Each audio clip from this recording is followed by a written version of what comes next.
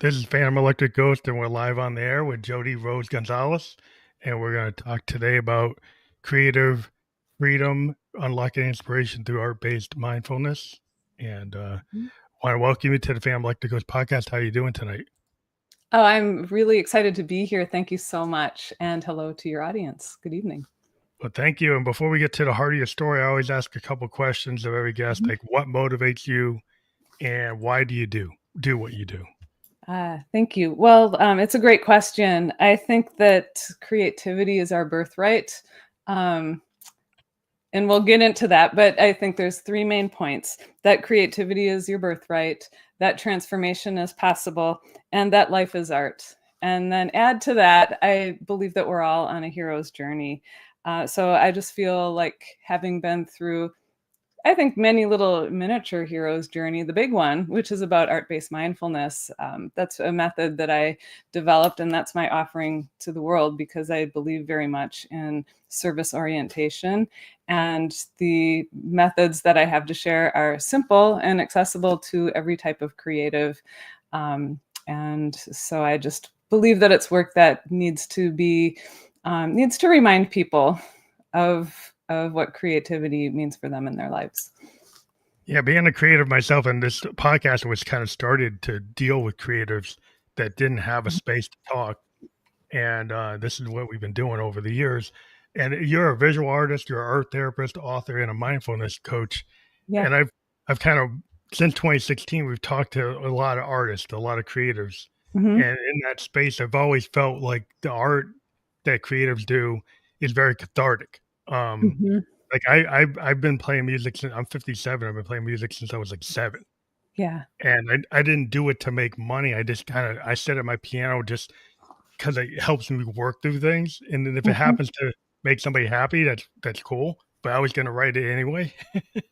Right. You know? So it's, I think sometimes people get mixed up in terms of like, yeah, I knew a lot of people that stopped doing the art that they love because they didn't make it like with the number of likes or views or monetarily, but maybe they lost sight of it. It's like you did it because it was fun because you loved it, but maybe you lost sight of that.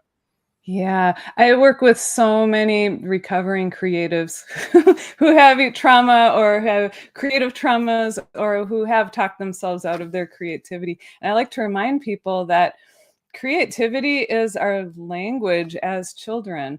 It's a normal part of our developmental process. We think through images and sound and movement and imagination, like the 5-year-old to 10-year-old level. That's just where our brains are at. It's how we play, it's how we learn to communicate.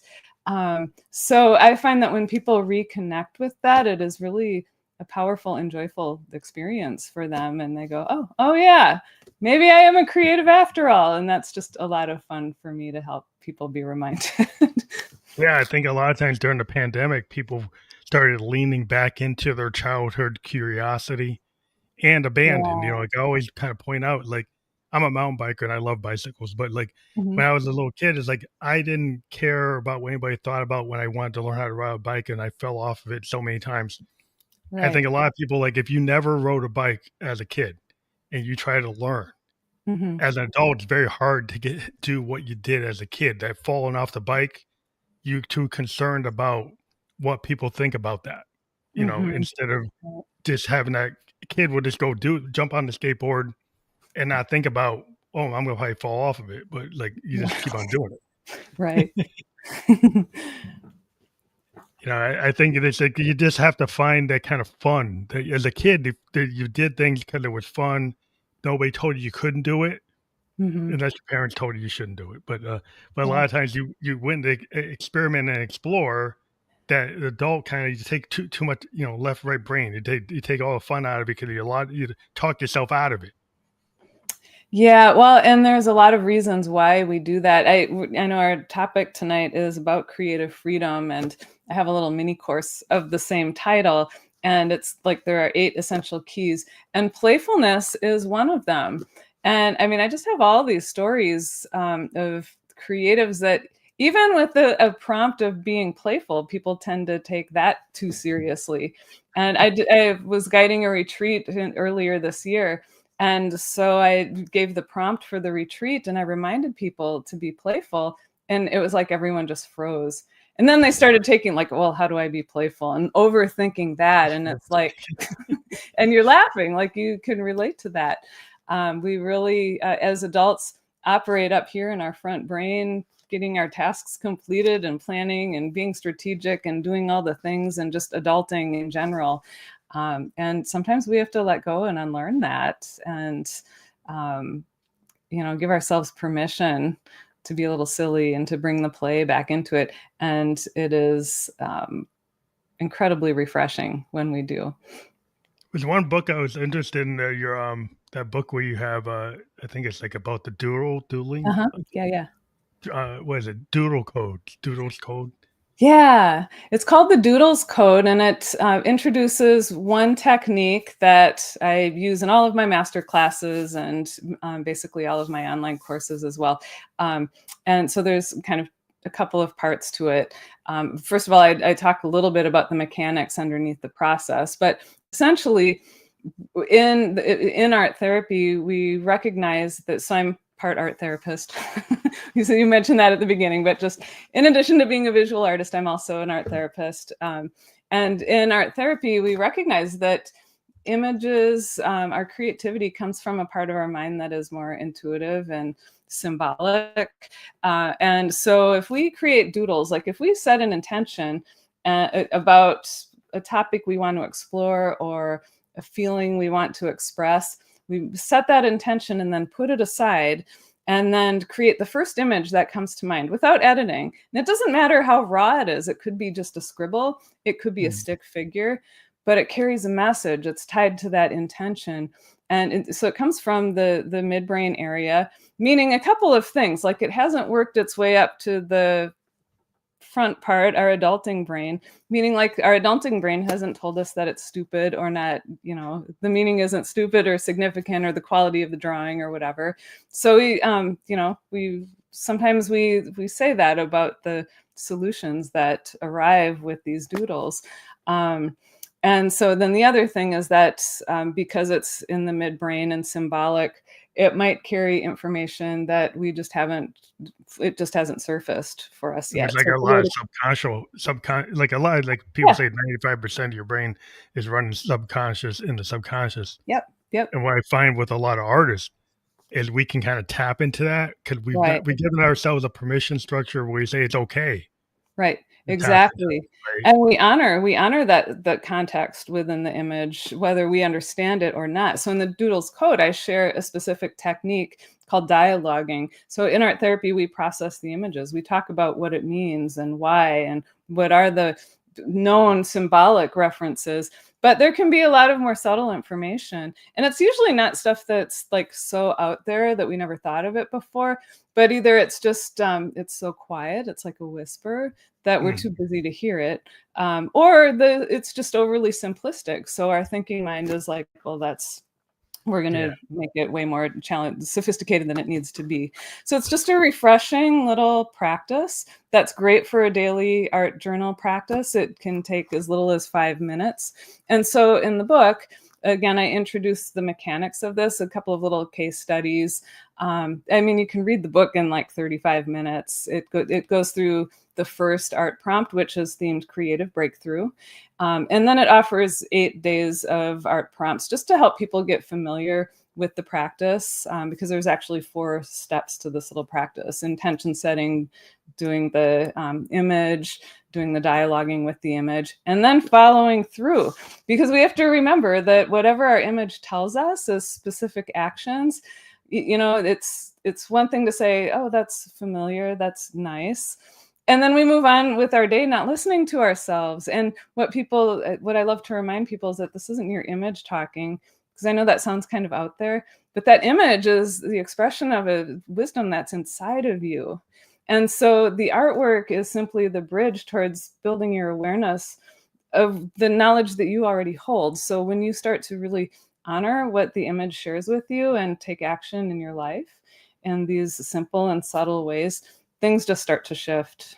It just does. Yeah. So those are the 4 steps. And then the rest of the book is just journal to, encourage people to keep up with the practice. So it's a good one. Right. It's a powerful practice. Very simple, but powerful when done with consistency. And that's just only that's one of two directions that I teach in art-based mindfulness is being able to decipher the code of the artwork. So that's all about building self-awareness and insight.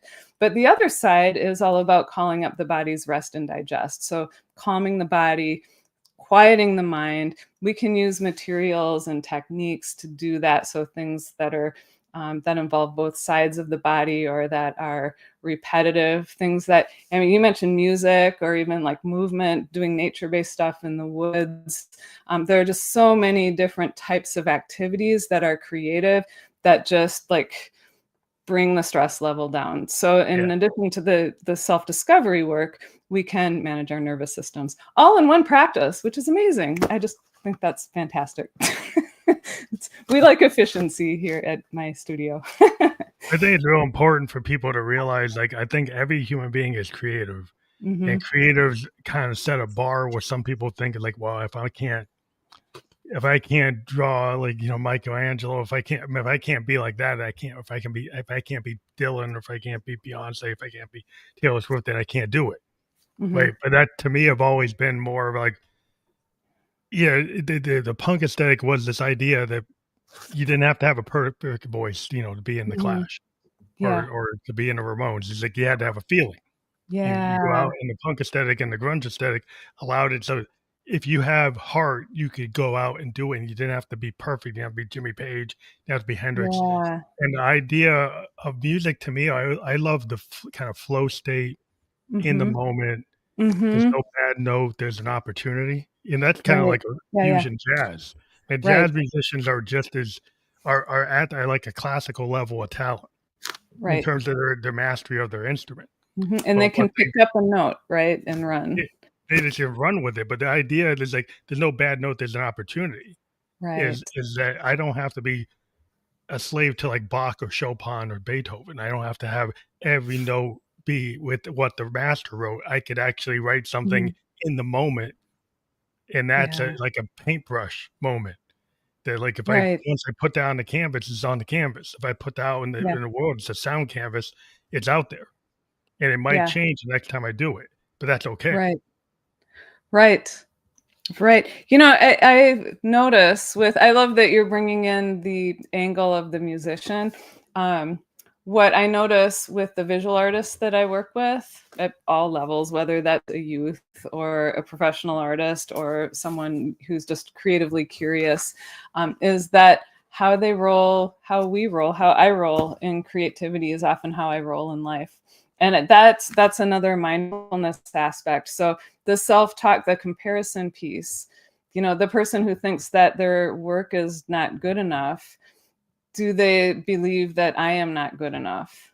Mhm. For people who think that my work isn't worthy to sell, am I worthy to put myself out there in the world?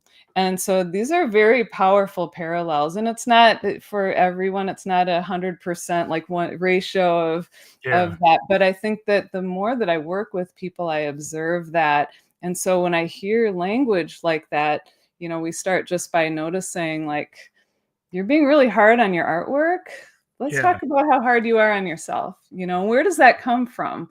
Is that externally? Because we creatives have a lot of enculturated limiting beliefs that are put on us by society, the most obvious being like the stigma of the starving artist. But then we have our own inner critics as well. So starting, we can pull apart like where do these internal narratives come from? Are they internal or external? Now you're grinning largely. What are you thinking? What's your Oh, well, I think a lot of times artists do put that kind of wall, and then you think about it like a painter, and you go to their loft, they got like 100 paintings, and you ask them, "Are any of these in the gallery?" And they're not ready, Hmm. right? You look at Right. them and like, they look ready to me, but they in that Yeah. painter's mind, they're not ready. And Right. I find that with musicians too, they'll have like tons of songs in Hmm. their back catalog, and like, and they're scared to show you the ones that are really them. Like they'll show you what they Right. can mimic. Like a lot of Yeah. times a musician will show me that they can mimic whatever's in the top 10, was in the top 20, or some famous song, they can do it. But I Right. would, as a producer, I'm more interested in the song you don't wanna show me, the song Yeah. you're scared to show me, because I think that that's the song that actually is going to really connect, because that's you. Because The that song, originality, the authenticity, the essence of the artist, for and sure. that's always what's hard. Like the producers and editors and recording engineers, they try to bring out that stuff from the artist. They try to get Mhm, them to kind of boost their ego and say, "Hey, that is a good riff. mhm. That is a good intro. That Yeah, is a good." You have to sometimes you'd be surprised how much you have to encourage, because if you do the opposite, then they'll just drop it. They tell them mhm. it's like that's garbage, and it's like, "Oh, okay." Right, yeah. Like, so you find that you have to, play with the ego, of people, and their limitations, or the damage that they've had in their life. A Right. lot of times famous artists, they just struggle, and you'd be just so surprised. Like, Hendrix was known as a great guitarist, but he was very fearful of his voice, to the I degree didn't that know that. anytime he recorded, he had like a shroud put up so people couldn't see him actually singing. Oh, He was not wow. he was not comfortable with his singing voice. He's very confident about his guitar playing, Mhm. but not Hmm. very confident about his voice. And there was a kind of this battle that might have ended up with him, passing away, because of this thing of him not feeling that the voice was as good as the guitar. So even in Mm, a guy that's a world class guitar player, he had this thing hanging over him where he wasn't fully confident. And do you find that with different artists, like different aspects that sometimes mhm, mhm. That's fascinating. I did not know that about him.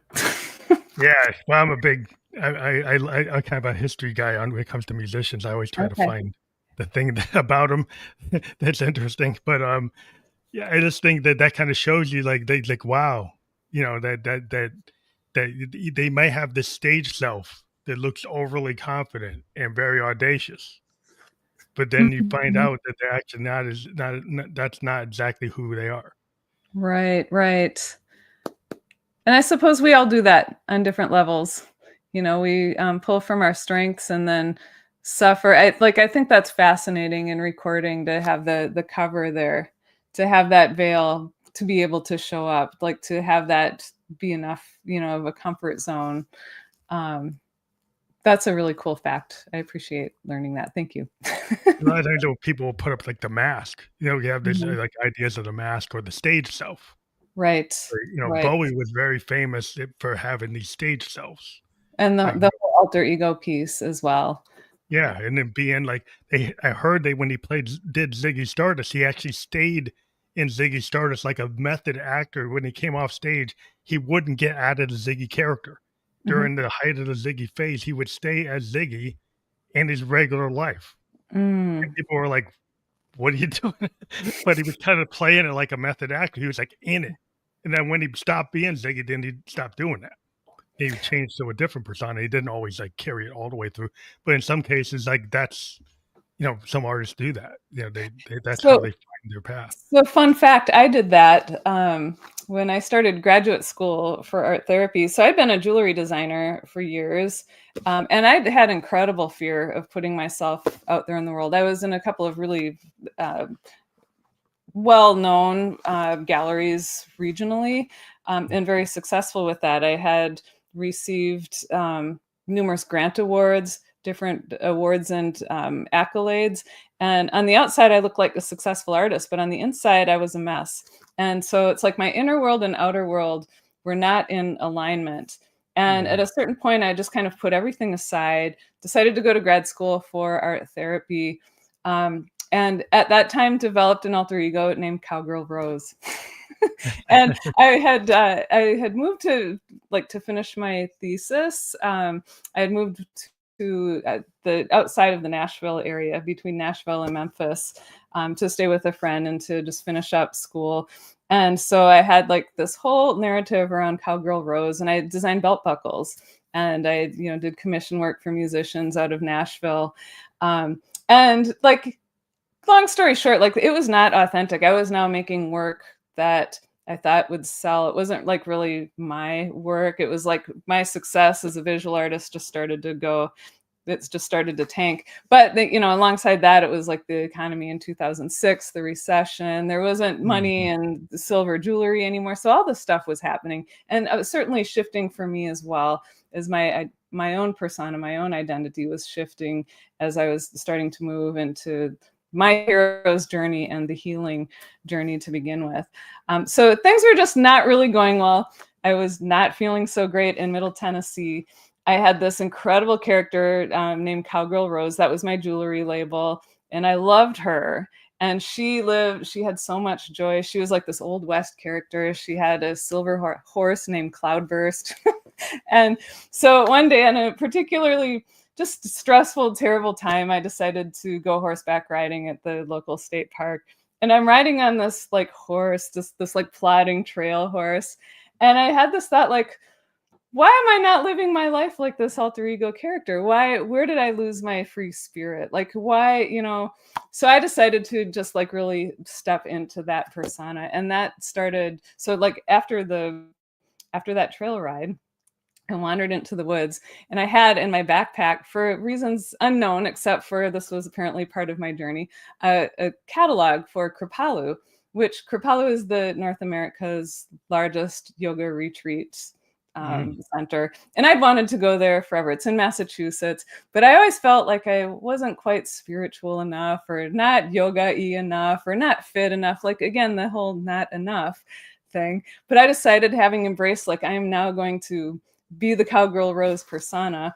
I'm just going to do it. So I called from the middle of the forest and signed up for a retreat. And that launched this whole new journey. I ended up going to Kripalu. I ended up going back and staying for months as a volunteer, and doing selfless service and doing this depth study of yoga with all these incredible thought leaders. And at that point, I was finishing up with graduate school. And that hugely informed art-based mindfulness as I teach it today. But it did start with this alter ego persona that you were. Is that how you got to that Drawn to Yoga book? Is that how that became? Well, I've been a yoga teacher and a practitioner of yoga for a really long time. So after doing some more intensive study while I was living in Tucson a few years ago, one of my instructors asked of our group, what do we want to contribute to the field of Hatha yoga? And I had always wanted to combine art and yoga in a unique way. And so that was, again, the early origins of art-based mindfulness as I teach it now. It's simply bringing the doodles code together with a yoga practice where we do an image before yoga, and then we do yoga to really get in the body, to calm and quiet the body.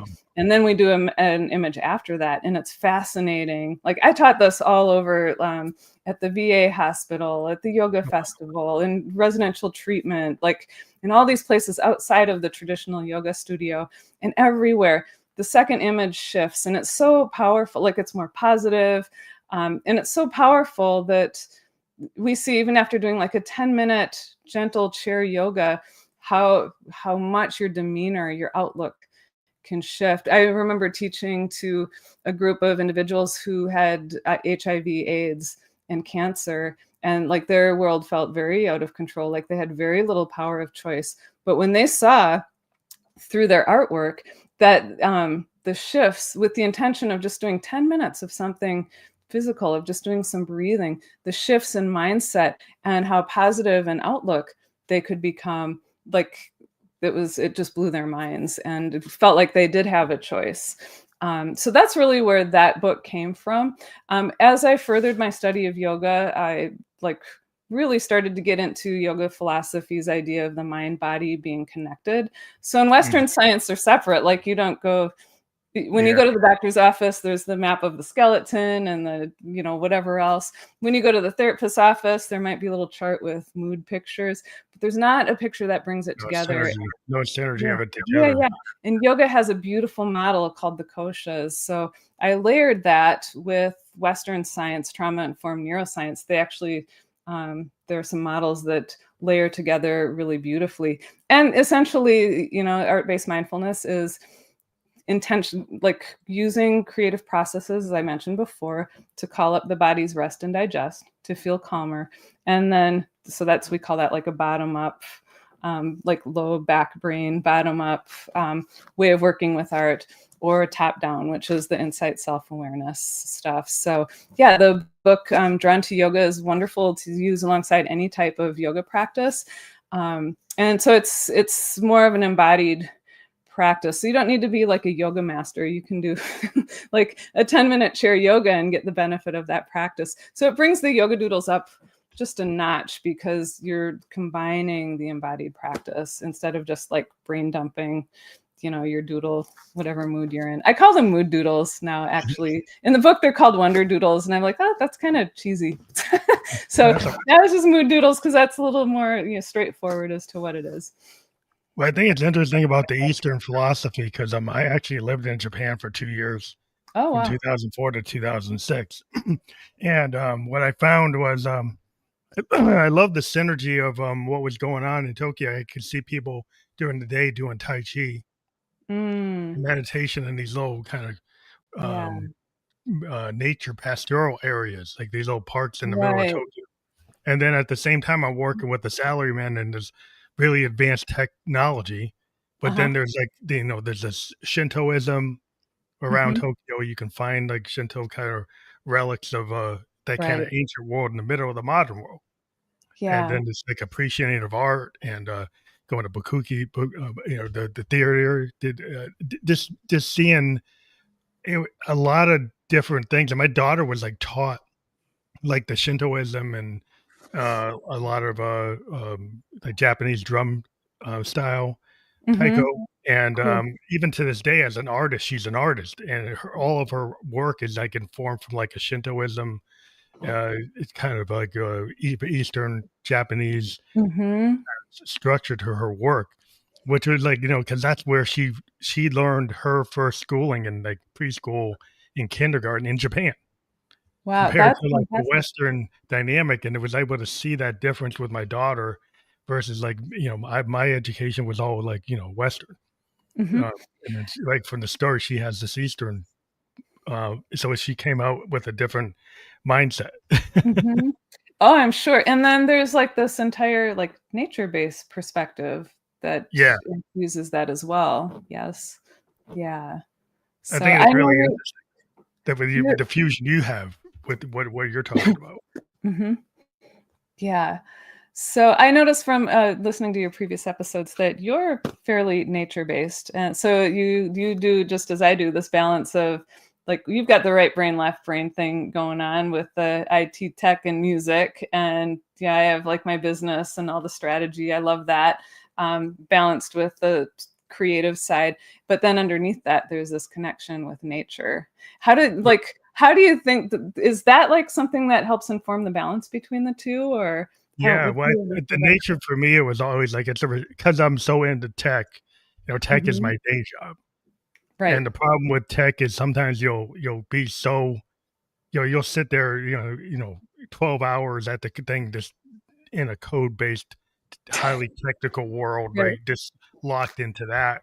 And I found it's like I need to get out in mountain bike or hike or snowshoe Mhm. just to get away from that, because it gives you perspective. Like you need that perspective to because I think some people why in my industry they don't have that perspective. They get locked into thinking I'm just going to stay in the cube and this they don't realize to me that there's a diminishing return by Mm, being just connected in that space and not allowing like left right brain interaction.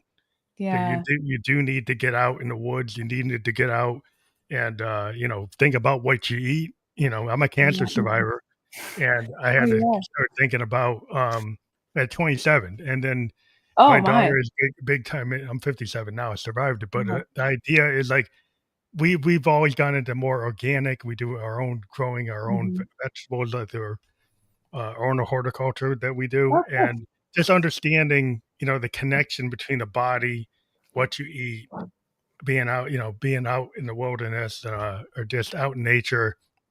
And sometimes like you just have to. I think with Western world we can get out of balance, Oh, and absolutely. you can bring in things from indigenous and Eastern cultures. I think it helps to get you from being like discordant or dissonant or in the noise. It gets you Right. back into harmony. Right. Well, and like for me, it's a reminder, a very important one, that we're all part of something much larger than ourselves. So when you're in the office or in your head or doing the tech, it's like the world starts to shrink, shrink, shrink, shrink, shrink. Even if you're working on like some sort of global technology, but you get yourself back out into nature, it's just like this humbling rebalancing, get in the body, but it's also like, it's just awesome. That it's constant reminders, whether it's a sunset or just looking at these repeated patterns and natural elements. It's like, it's sort of like in mindfulness where we pull back. We're not our thoughts. We observe the thoughts in nature. For me, reminds me to kind of pull back, and I think in doing that, that's what allows the creative self to Yeah. surface. It's Um, kinda like the 50,000-foot view versus being too close to it, and also exactly. the restorative thing, like, go out, take your sandals off, take your socks off, and have your feet actually touch the earth, touch the Yeah. Gaia. It's Oh kinda yeah. very, if you actually go out for a walk in the woods, it's kinda like a Victorian poet said, "Nature Mhm. is the cathedral," right? Right. So, it's like it's very restorative if you let it be. Like, if you go out Mhm. there with your Walkman on, you're not really Right. you're not listening You're to the to when the you're or if to you're in the your like motor-driven device, like yeah, you're driving through, like, with an electric powered bicycle skateboard. instead of, like, actually walking or, Right. maybe you don't feel that as much, but, to me, that's it's as necessary for us to be out there getting our vitamin D, to be getting the fresh air, be out in the in the woods or, on the lake or in the river. To me, that is why, I just I think you're just any kind of melancholy tends Mhm. to, like, get washed right out. Absolutely, absolutely. So, for your listeners, and I'm not sure if you know as well, but we've talked about some of my publications and some of the things that I offer through the lens of art therapy. But as a visual artist, I'm a nature-based artist, so I do site-specific temporary works in nature. And I have a body of work called Girl in the Woods, which follows the story arc of the hero's journey. And so there's a central character. I've done 6 versions of her, basically from the time she's a girl and she grows into a young woman, and they turn into these life-size sculptures. I have like a gown made out of prickly pear cactus skeleton, and just other all found objects. And so I love combining creativity and nature when working with people, because, and I think within the context of our conversation, I would assume a lot of your listeners are creative. So we're sort of preaching to the Yeah. choir, but there is always the question, like, does art-based mindfulness work for me if I don't paint or draw? So I give myself permission to be creative, but what if cooking is my creativity? Yeah. Can this still work? Nature is the great reminder that we can all be creative, and so we do things like flower petal mandalas, just touching the earth, and the color, appreciating the color and texture of flower petals, and just basically arranging, in like cool patterns. Like finding one technique is called living art journal, and you simply um, gather a few materials that you feel drawn to that day and just writing a poem or taking a photograph of it and returning it to the earth. Like there are these very simple, peaceful processes that can be incredibly depthful. And you don't need to paint or draw or, Oh, be yeah. that Not visual with everybody's it. gonna be a painter or, Yeah. a musician or, like, an author or poet, but there's many ways to be artistic, like, just, we're all creative, we all tell stories. Mhm. I always point out, like, everybody tells a story when they go out and when they talk. Yep. When within your microcosm of your people that you are very close to you, to the people that you work with, every day you're telling a story. You're framing, like, Right. your world, and humans are very creative in how they do that, Mhm. you know. And so, like, every day you're creative, and from the minute you get up, you make choices. Right. And so you start to believe that you're making these little wins, or that you are creative Mhm. in your life. Right. Then it gives you, like, the permission structure to realize, you don't have to be Van Gogh or something, but you could do more than what you expect. That you could try something that maybe you don't think is your wheelhouse, but Yeah. you'll probably find it if you can find that inner child Right. and then give yourself permission to like not be perfect. Because in perfection, I always point out to most people, perfection is like the enemy of an art, creativity. It's Mhm. like a lot of times it's like the imperfect things are the things that actually are worthwhile. Right.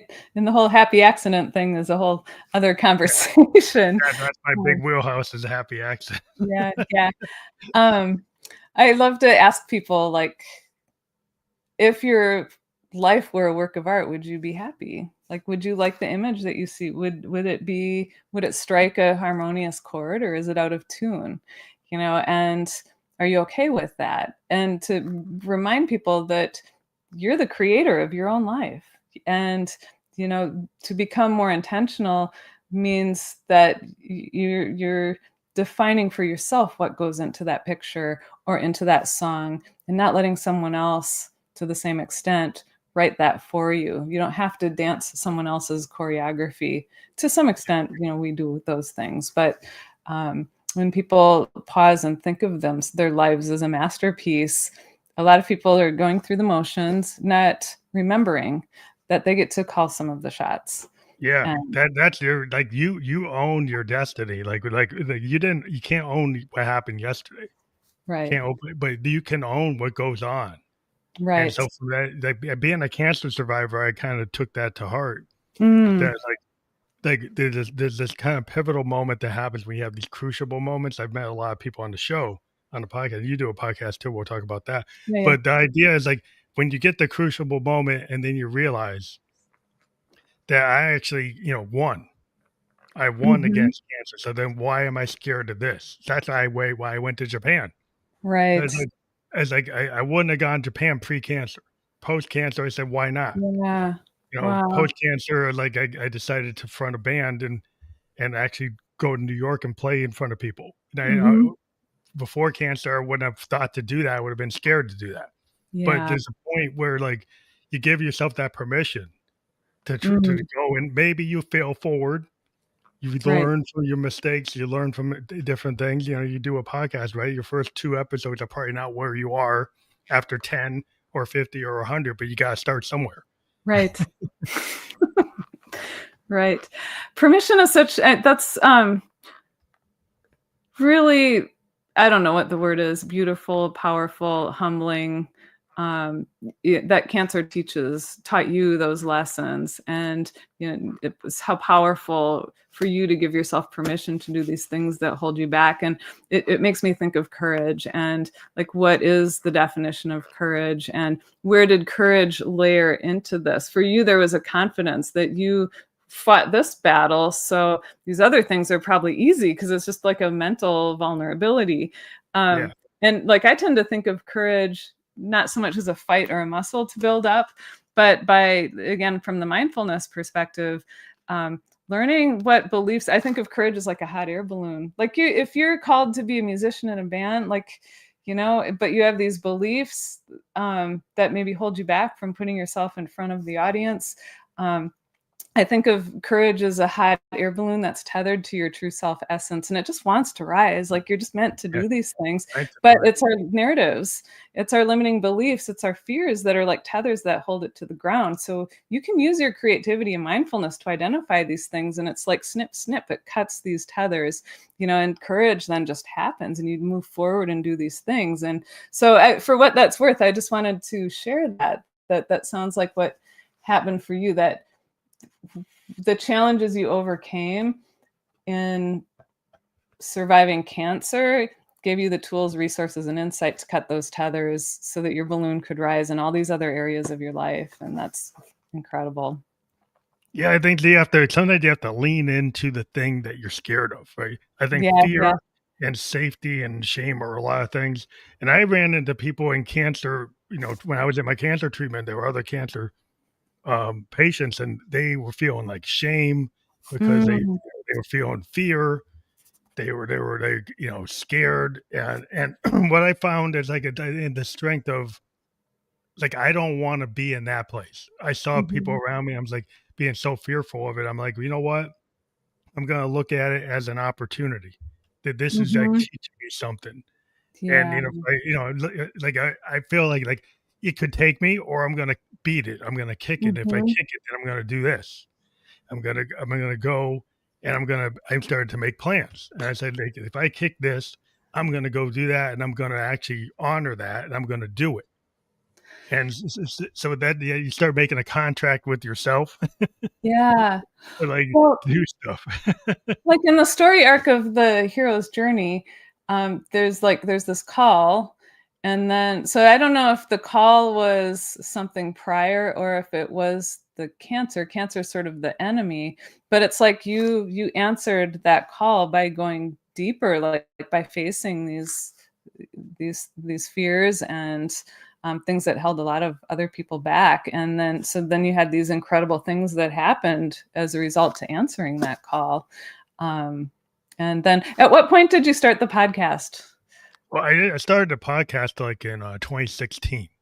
Okay. So, but I had started my band back in like 2008. And before that, Oh. one of the first things I did when I had the cancer was I actually I bought a mountain bike frame when I was and I ordered it and I built the bike piece by piece. And by the time I was out of my rehabilitation, I actually started going to the trail and Mm, getting myself back in shape. And so I would go ride, like half a mile and say, hey, I won. I got a half a mile. And then I mhm, go like a mile and then I go 2 miles. And then when I was able to get to like 5 miles, I started riding with a group of guys again after I knew mhm. I could do 5. And then I started riding with another group of Yeah. guys when I could get to 10. So I gave myself a goal to kind of build this bike. And this new bike was going to be my kind of my gift to myself. I'm gonna have this cool new bike to go on the trail and restore Oh, myself. So I it was did that, so and yeah. then I started reading poetry at these clubs in Northampton, Mass, and Oh, I hadn't cool. done that before. And so that was like Mhm. the first thing I did was doing that, was Yeah. outside of getting the bike. I love how those 2 things go together. You know, one the poetry was, like, being seen and heard, like the voice piece, but the bike was like this vision, this hope, like this movement, and I think in any sort of healing or recovery, like, there has to be hope. There has to be, like, this outcome destination, and this vision of getting this bike together, I can just see how powerful that is what that would have been, I still and have that bike. pulling you through it. That's so cool. What color is it? Just out Well, of it's curiosity. actually like, machined aluminum, so it's, like, very Okay. shiny machined aluminum. It was custom built. It had, like, an Italian front fork and it's got, like, all custom parts. I just like, I was doing good financially even when I was in cancer 'cause I was a software Mhm, guy, and I just, like, said, "I'm not gonna be down on my." People are saying, "Oh, you're never gonna be able to." I might not be able to walk again, right? And I was like, "I'm mhm. gonna go mountain bike again." Yeah. And I was telling Your people, it's like, mind you needed that. That's it's like, hey, amazing. it's like, because say people, and I know my mom was like, "You shouldn't go back on the mountain." I was like, "I am going back on the." So Mhm. that was like about just the people around me said, "Well, you just had my cancer was on my back. I had a sarcoma Oh, on my back, okay. and I was not." The people were thinking I would not be able to walk, and I was able to come back and actually go to like Mount Snow and Mhm. Killington and do a lot of heavy mountain bike. I even thought about racing. By the time I Okay. was actually doing pretty good, I was taking making runs down the mountain that were like competitive. So I Yeah. started to like, so I just like where you can go is a lot of it's in your head. You know, Absolutely. You were like 10Xing yourself that whole time. yeah, it's like you have to really, the mind has a lot of power. Yes, it And does. what like and I saw people that went the other way. That didn't want to get out of the house. Right. And I had to go and tried to help some people and get them to like see that you could do it better. You know, Mhm. that you could like you could go and have this story. So when I would do my poetry, I would kind of speak to it and Okay. try to inspire people to like that were in that kind of scenario to Mhm. realize that you could do something different Right. than being like scared of the world. Right. That's awesome. Do you still, speak with, to people who have cancer, or is Well, do you still I try to do get the podcast? story out, to Mhm. different groups. My daughter works with a disability group, Okay. because she has some disabilities and she's an artist that kind of focus that, and I kind of Yeah. work with them to help Mhm. them with their like I help do like I'm gonna be into like she's got this whole new group of disabled artists and she has these virtual galleries and I'm gonna be Oh, like wow. helping to like interview each artist. Mhm. It's part of this program that she does, and I'm signed up for this year to actually help kind of well, help with the publicity for her art project by giving like interviews of the specifically for her project called Art and Mind, and I'm going to be doing like the podcast interviews on her platform. But Awesome. yeah, I like to try to. We all work as a bunch of. My wife's a playwright, my daughter's an artist, and I do Okay. what I do. We try to do be a creative family together. That's beautiful. Good for you guys. Because there are people don't. I think a lot of people put down the art. They act like it's not a good day job, or they act Mm. like it's not a real job. Or it's not something that you should aspire to be like an accountant or or a lawyer or something, like get something like that's more like understandable to certain people, but it's like, Mhm. I mean, the arts to me are like everything. Yeah, well, to someone who is truly a creative, like, if you're not making your living at it, it's still like it's like breathing. If you can do your other thing, you don't have to make a living at it. You can do your other thing, and then you can do a creative thing for 5 minutes, and it's like your exhale. Yeah. It's just the thing that reconnects and just, lets everything else flow off.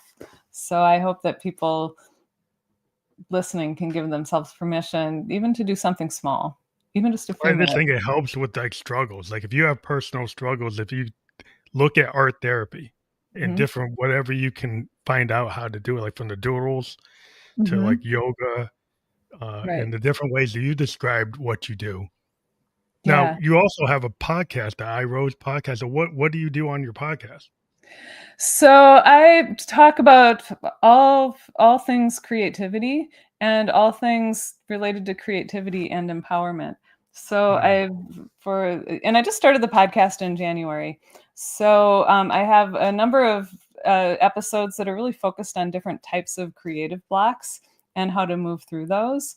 Um, and I have a number of episodes that deal with specific things like you combining creativity to process grief or to overcome overwhelm.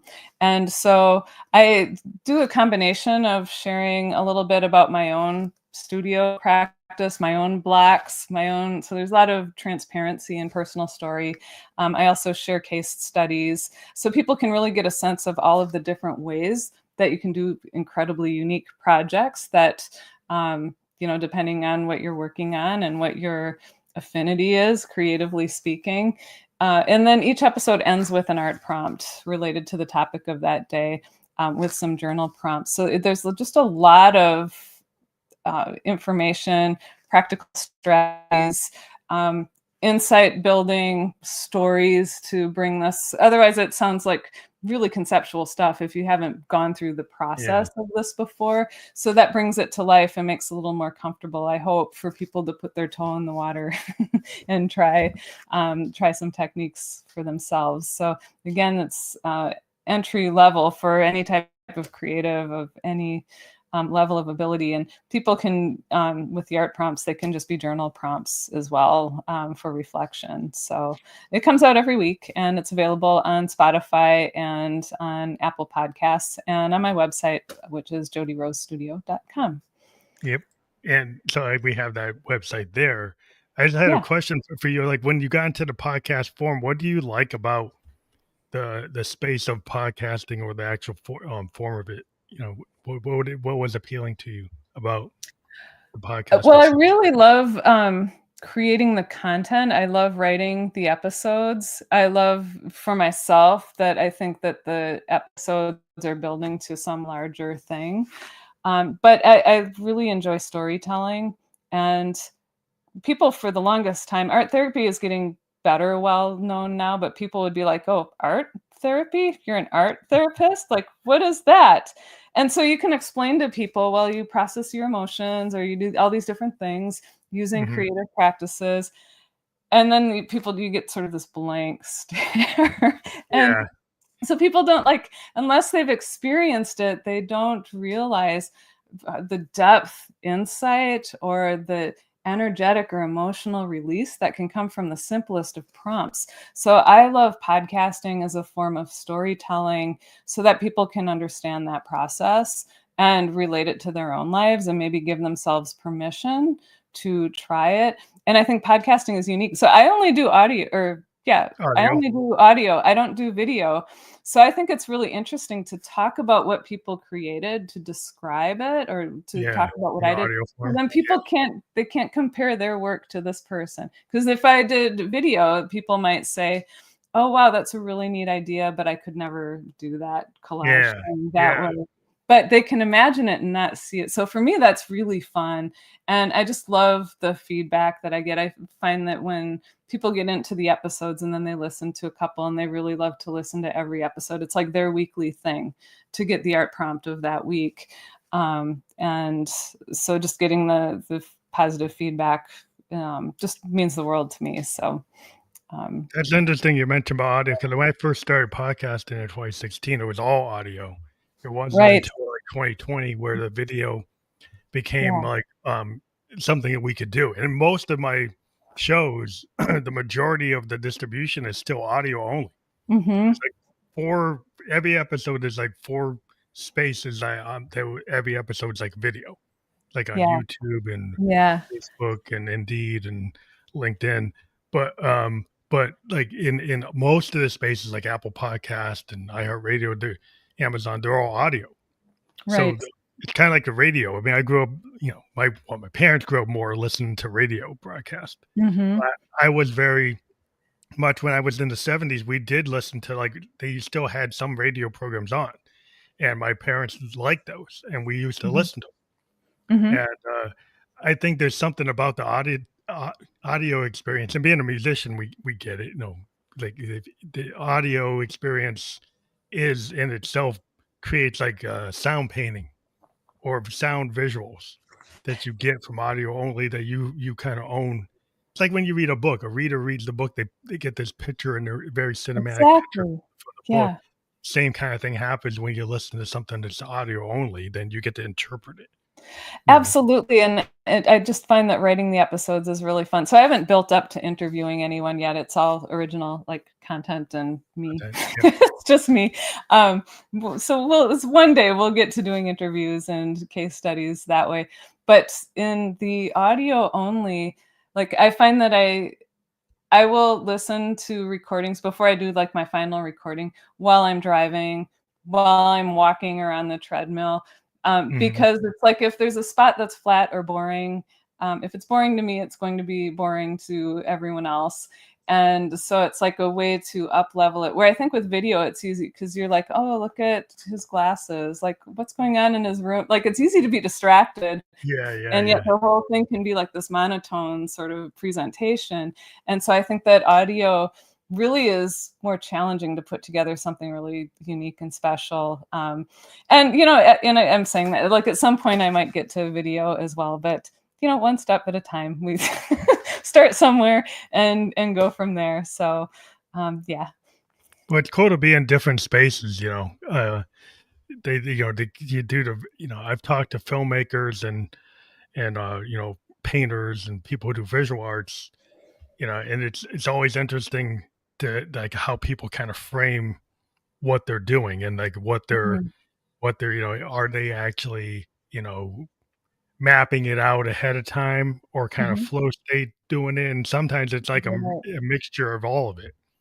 So Mhm. I've talked to filmmakers, they storyboard everything out, but they still allow that happy accident to happen. If it does, they might Right. not throw it away. Yeah. They actually might it might inform them to change what they were doing.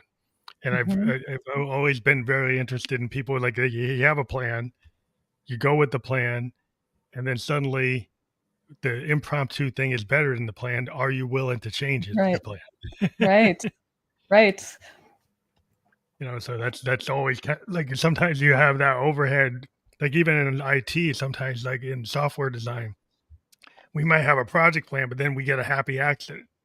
And the happy accident is better than what we were going to do. But then we have to go fight for Right. this new idea.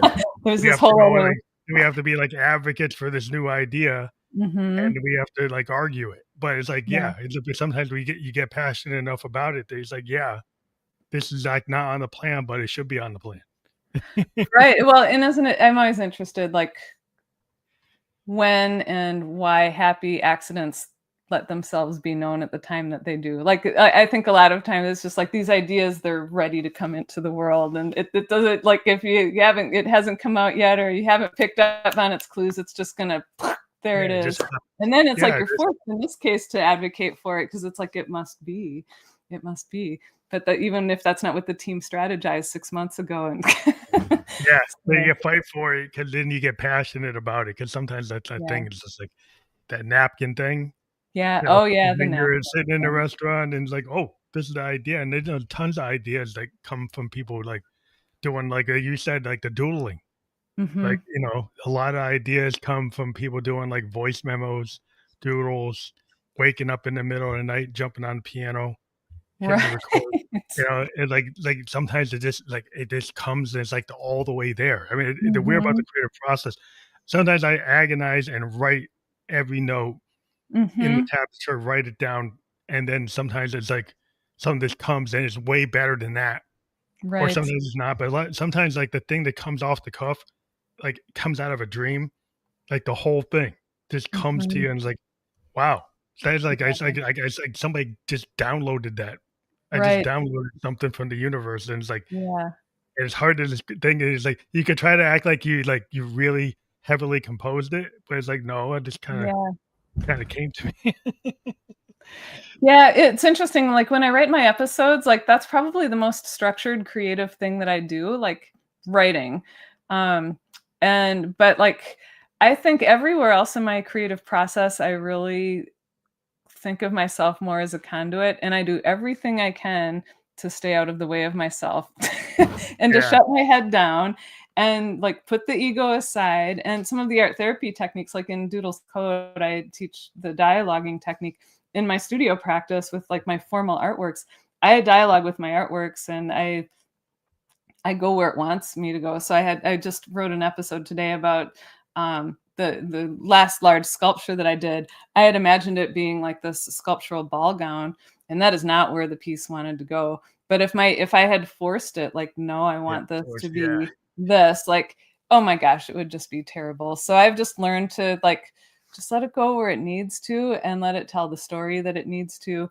The piece is stronger and it's just a whole lot more fun Yeah, I think creation. that's something people kinda come into, 'cause Yeah. I've run into artists when they're like, "No," you go and work on something and say the baseline will be this. So, Mhm. "Oh, there's no room?" It's like, "No, there's no room, you Mhm. gotta do exactly." "Okay." But some you get to other people are like, "Oh, they're willing to entertain that maybe Mhm. you can bring something else," right? So, Yeah.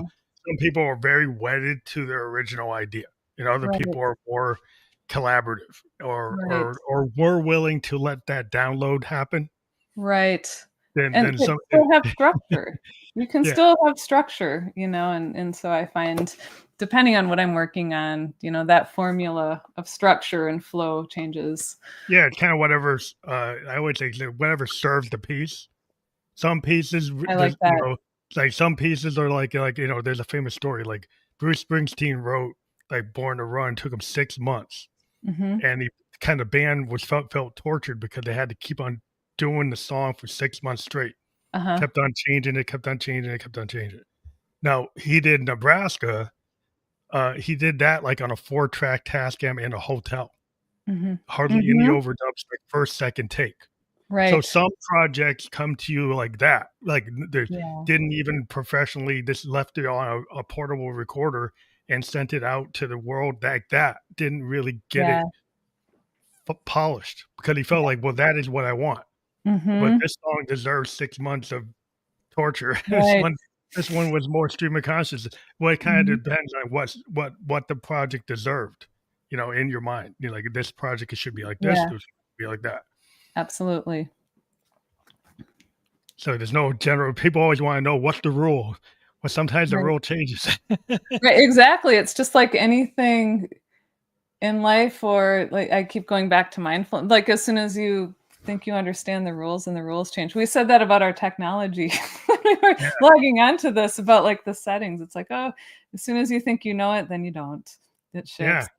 We're in a paradigm shift today. We're in the age of robotics and AI, and people are scared of the tech. But I always feel like the machine is always subordinate to the human, Mm, and it's always meant to be a tool. It's not meant to rule me or mhm. rule you. And if we got some people who think it's like it's going to rule us. And it's like, but no, you shouldn't ever get to the mindset where the machine's going to rule you. Right. Well, and I also like to remember that, when 75 years ago, when certain technology, it was like as earth mind blowing then, where technology was at, is some of the things that are coming out now. It's just a different generation that is obviously more advanced. But sometimes I remind if I start to get afraid of the technology, like I just remind myself to be humbled Yeah, that but I every still feel generation has the had its human things. brain is still Yeah, a more complex computer than any computer that's ever been built, including all these AI yeah. devices. They're still not anywhere near what we can do. Um, so people are maybe kind of think that it's actually more advanced than it actually is. Mm. And Mhm. so like I would always remind people like even though it looks amazing what it can do, it's still not sentient. It still Right. is basically repackaging stuff that it learned. So Mhm. it's just taking things and it's very convincing that it seems to be original, but it's really an amalgamation of everything it learned. It's Right, so and in the best of sense too, it can help us as human beings elevate our own work. yeah, you use Yeah. it as a tool, you use it as a way to Mhm. elevate, to get things done that are tedious, things that were too complex to do, take too much time, but never like just substitute your own human originality Right. for a clone or a copy of somebody else's work. Right. Right. But that's my kind of 2 cents there. But I want to thank you for being on the show. We always end up hitting the hour before we ever imagine it. We hit Mhm. the hour, Yeah. and I do appreciate the time you took to be here today. You are most welcome. Thank you so much for the fun and interesting conversation. I hope that your listeners enjoyed it. And I hope to stay connected and hear from your listeners as well. So I welcome everyone to reach out. And Well, thank you we love again. Thank you. We love to have people come back if they have a new book or a new thing that they're doing. We have people come back for a repeat episode. So, Okay. that's always on the table. I want to thank you All right. again for being here. We do have your jodyroadstudio.com link, and that will be clickable. We do encourage people to click those links Yeah. and Wonderful. check it out. And we were just live on Facebook, LinkedIn, and YouTube. We will be on Apple Podcasts, Spotify Video Podcast, iHeartRadio, Amazon Podcast, many other channels by tomorrow. Awesome. Well, thank you so much for all that you do to share these incredible conversations about creativity around the globe. That's awesome work and lovely to meet you. Thank you Thank so you. much. Have a great night. You as well.